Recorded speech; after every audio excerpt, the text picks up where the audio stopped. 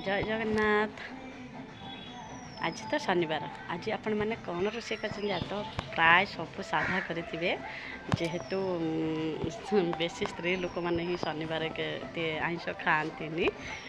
सब तो प्राय घर साधा हो प्राय घर किसी जन घरे जे जहाँ आइंष खाइबा कथा खाऊे है आटे बारियाड़ू खरा को पलि आसी सरला कम तो से लगे खरा को पलि आसी है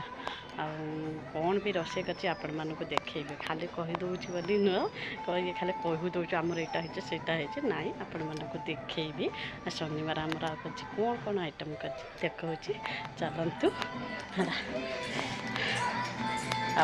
आपण मैंने भी कौन सब रोषे कर कमेंट कर कहे आम कौन रोषे कर आपण मानक देखा देखिए यहाँ हूँ भात भात आटा हरड़ डाली डाली डाली डाली आटा है हूँ तरकारी कि तरकारी ना बैगन आलू टमाटर तरकारी है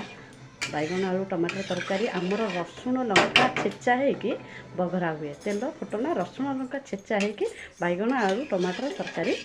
आगे सिझेदेव तापर बघरा हुए